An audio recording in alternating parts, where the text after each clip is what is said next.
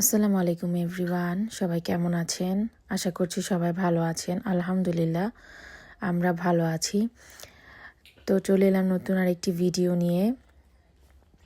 আজকে আমি একটা হেলদি একটা ইফতার রেসিপি শেয়ার করব।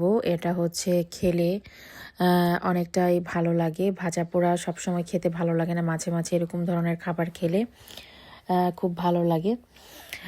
তো এখানে আমি নিয়ে নিয়েছি ইয়োগার্টের সাথে আমি চিয়া সিড সেটা আমি ভিজিয়ে নিব, প্রায় 1 ঘন্টার মতন ভিজিয়ে রাখবো। তারপরে কিন্তু এটা চিয়া পুডিং হয়ে যাবে।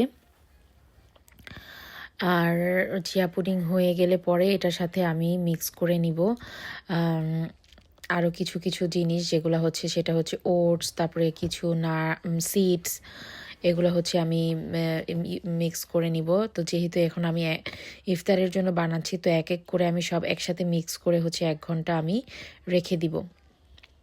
তো দেখতে পাচ্ছেন এখানে আছে ওয়ালনাট, তারপরে ছিল সানফ্লাওয়ার সিড, ফ্ল্যাক্স সিড, তারপরে ছিল পামকিন সিড, আর ছিল সেসেমি সিড, আর সাথে ছিল 2 পদের বাদাম।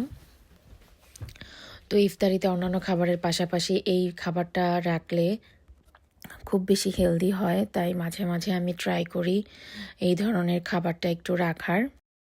কার কার ইফতারিতে এই ধরনের খাবারগুলো অন্যান্য খাবারের পাশাপাশি ভালো লাগে আমাকে কমেন্ট করতে পারেন, তাহলে আমিও বুঝতে পারবো যে না, আমার মতন অনেকেই এই ধরনের খাবারগুলো পছন্দ করে।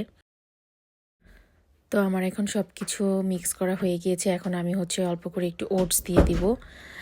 ওটস দিলে কার্বের যেই ঘাটতিটা সেটা পূরণ হয়। আর এই যে এখানে আমি একটা জুস শেয়ার করব বলেছিলাম আগের একটা ভিডিওতে, একটা যে এবিসি যে জুস আছে সেটা।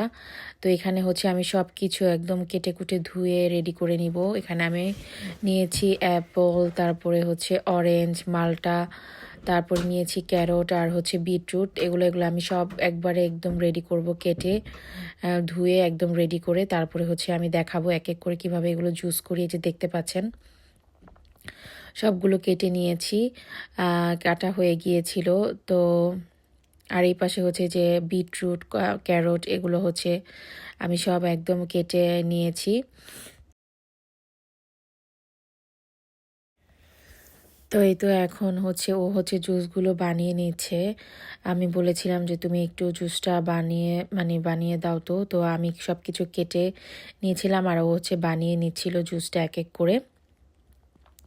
ফার্স্টে ফ্রেশ যে একটা অরেঞ্জ আর মাল্টার সেটা ফ্রেশ একটা আমি জুস আর কি আলাদা করে বানিয়েছি, আর বাকিগুলো আমি পরে একসাথে বানাবো। আর এই তো বানাতে বানাতে আমি কফিটাও বানিয়ে নিয়েছিলাম, কারণ আজকে ইফতারের পরে কফিটা খাবো। তো এই জন্য আগে আগে বানিয়ে নিলাম যাতে ঠান্ডা হয়ে যায়।